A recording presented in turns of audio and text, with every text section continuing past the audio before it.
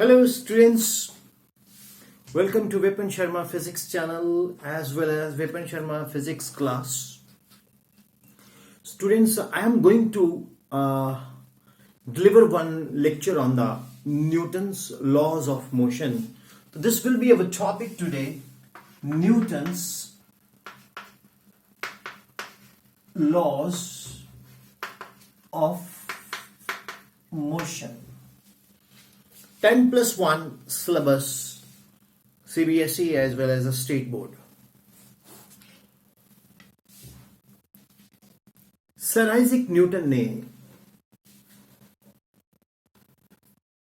3 centuries almost 300 साल पहले 300 years roughly fundamental laws of motion को फॉर्मुलेट किया. देखिए न्यूटन का बहुत बड़ा रोल है फिजिक्स के अंदर, पर्टिकुलरली मैकेनिक्स के अंदर तो बहुत ही ज्यादा रोल है.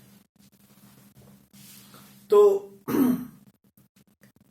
जो ये न्यूटन्स के लॉज हैं, these laws are the foundations of science of dynamics. तो ये डायनामिक्स की एक फाउंडेशन है एंड ये एस्ट्रोनॉमी की भी फाउंडेशन है. आप बोलेंगे सर क्या बोल रहे हैं आप? Astronomy? Yes, astronomy, not astrology. Astrology is very much science, okay, but वो एक बहुत डिफरेंट विषय है, सब्जेक्ट है. मैं एस्ट्रोनॉमी की बात करता हूं, ठीक है, तारा विज्ञान, राइट. तो ये बेसिक फाउंडेशंस हैं न्यूटन्स लॉज. और these there have been what do you call, यार आप सीधे हो जाओ सभी लोग, ओके, बिल्कुल स्ट्रेट हो जाओ. तो there have been some achievements keeping these laws in view in the history of mankind. तो इन लॉज से बहुत कुछ मैनकाइंड ने प्राप्त किया है इतिहास में. And these laws is not possible. अगर ये लॉज ना होते तो ये इंसर्शंस हो जाती. तो Newton himself used his words, you know. तो न्यूटन ने, मालूम है, इसको बहुत ही डिफरेंट वे से इसको गैलीलियो से डिराइव किया है. गैलीलियो के कॉन्सेप्ट लिए, लॉ ऑफ इनर्शिया, वहां से न्यूटन साहब ने इसको स्टडी किया, ड्राइव किया.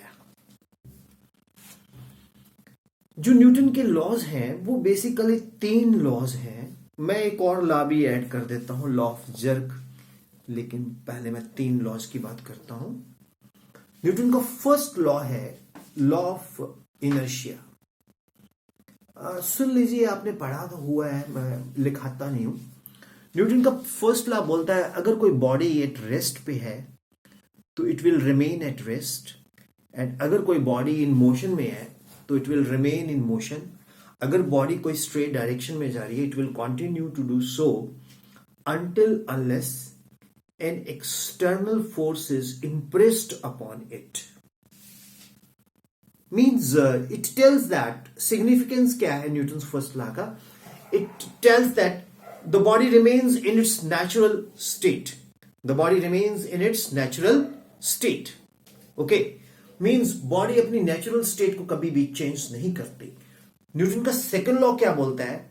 The rate of change of momentum is directly proportional to the force impressed on the body, and the body moves or tends to moves in the direction of the applied force. Newton का second law क्या बोलता है? Rate of change of momentum is directly proportional to the force impressed and the body moves or tends to moves in the direction of the applied force. तो Newton साहब के जो second law है उसका significance क्या है? First law का significance है the body remains in natural state. Second law का सिग्निफिकेंस है to destroy the natural state we need an external agency. That external agency should be a force. और Newton साहब का third law क्या कहता है? To every action there is equal and opposite reaction. Means हर action का एक equal and opposite reactions होता है. मीन्स क्या है कि फोर्सेस जो हैं वो को एग्जिस्ट करती हैं in pair. Interesting. First law क्या कहता है? Significance the body remains in its natural state. Second law significance the body to destroy the natural state we need a force. And third law क्या बोलता है? That forces coexist in pair. Right. चौथा law अभी नहीं, मैं अभी तो आपको इंट्रोड्यूस कर रहा हूं मैं इसको. अभी मैंने ये लॉ जो है ये मैंने मैथमेटिकली डिराइव भी करूंगा. मोमेंटम को लेके फोर्स का फॉर्मूला डिराइव करूंगा, फिर इंपल्स डिराइव करूंगा, बहुत कुछ बताऊंगा इसमें. अभी मैं इंट्रोड्यूस कर रहा हूं आपको. Is it clear? देखिए स्टूडेंट्स, अगर आप एक गेंद को ले लेते हैं, उसको आप एक ग्रासी ग्राउंड पे फेंकते हैं सपोज 10 यूनिट फोर्स से, और फिर उसी गेंद को आप थ्रो करते हैं एक पक्का फ्लोर पे, फिर एक ऐसे फ्लोर पे थ्रो करते हैं जो बहुत स्मूथेस्ट है, तो आप देखेंगे कि विद द सेम फोर्स वो स्मूथेस्ट पे सबसे ज्यादा दूर जाएगी, पक्का फ्लोर पे उस पे कम, और जो ग्रासी फ्लोर है उस सबसे कम. क्यों? क्योंकि ग्रास पे उसको अपोजिशन ज्यादा मिल रही है, पक्का फ्लोर पे कम मिल रही है, और स्मूथेस्ट फ्लोर पे और कम मिल रही है. तो इट मीन्स बॉडी को अगर कोई अपोजिंग फोर्स ही ना मिलती तो बॉडी चलती ही जाती. तो हम बोलते हैं अगर कोई बॉडी मोशन में है तो मोशन में ही रहेगी, रुकी है तो रुकी ही रहेगी. और दूसरा law, to change the momentum we need a force. And third law, forces coexist in pair. To every action there is equal and opposite reaction. तो स्टूडेंट्स ये एक हमने आपको इंट्रोड्यूस किया न्यूटन्स के लॉज को जो सर आइजैक न्यूटन ने बनाए. वैसे तो लॉ ऑफ इनर्शिया जो है वो गैलीलियो ने दिया था. गैलीलियो ने बोला था inability of a body to change its state. कोई बॉडी अपनी स्टेट को चेंज नहीं कर सकती. स्टेट मीन्स कंट्री की स्टेट नहीं, अपनी स्टेट मीन्स रेस्ट है या मोशन है. तो ये तो गैलीलियो ने दिया था. तो Newton has tried to basically formulate further. Basically जो न्यूटन साहब का जो फर्स्ट लॉ है, basically that is the law of inertia. The body remains in its natural state. So to summarize in English, Newton has given the first law. It states that everybody continues to be in the state of rest or in the state of motion until unless an external agency is applied on it. That external agency is called force. And the Newton's second law states that the rate of change of momentum is directly proportional to the force, right? And the body moves in the direction of the applied force or tends to move in the direction of the applied force. And third law states that to every action there is equal and opposite reaction. So significance of Newton's first law is that the body remains in its natural state. Significance of the Newton's second law is that to destroy the natural state we need an external agency called force. And significance of Newton's third law is that the forces coexist in pair. Now students, we will be deriving the formula for the force from the Newton's second law in the next lecture. Hope it is clear, right? तो मैंने आपको momentum के बारे में बताया और मैंने अब आपको ये लॉज को इंट्रोडक्शन किया. ठीक है, इससे ज्यादा नहीं सोचना. Thank you, bye bye.